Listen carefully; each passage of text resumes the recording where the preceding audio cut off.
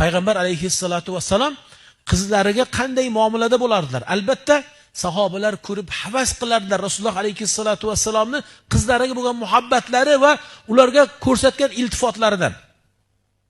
Hattoki qarang, har Fatima onamiz kabi qizlarini ko'rganlarida nima dedilar? Marhaban bi ummi abiha dedilar.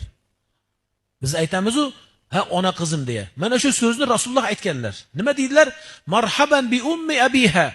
Otasini, onasi marhaba, xush keldingiz deya Rasululloh Fatima onamiz kirib kelar ekan uylariga yoki u kishi bor bo'lgan joyga o'rnlaridan turib, o'zlarini muborak jasadlarida turgan muborak liboslarni taglariga to'shab Fatima onamizni o'tkazardilar.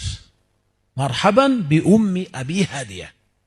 Va yana bir sunnatlari, balkim safardan qaytganlaridan keyingi doimiy bir sunnatlari bo'lgan.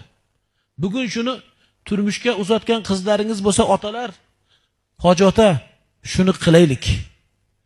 Nima u sunnat desangiz, qarang, har safardan qaytganlarida har safardan qaytganlarida.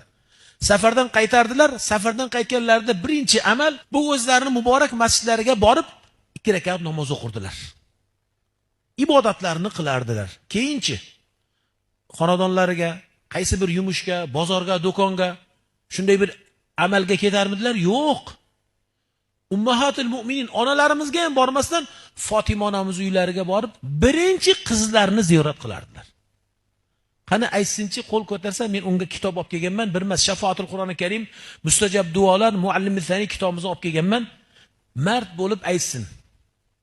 Kim umrida bir marta bo'lsa ham safardan qaytganida to'g'ri uyga bormasdan turmushga uzatgan qizini ziyoratiga borgan? Kim? Qilganlar bo'lsa ko'tarsin. Yoshlar sizlar ko'tarmang, hali qizingiz voyaga yetmagan. Otalarga aytayapman. Kim safardan qaytganida uydan avval yoki bir yumushidan avval keldi safar, hatto tuman safaridan keldi.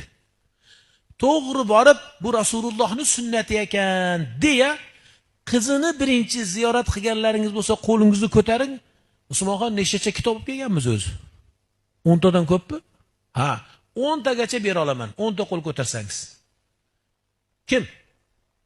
Bormi, yo'qmi? Qani hoji bu? Qayoqda u kishi? Otam meni. Otam, shu otamga berasiz mana. Xudoga shukr ey. Ha? Nima deyaptilar?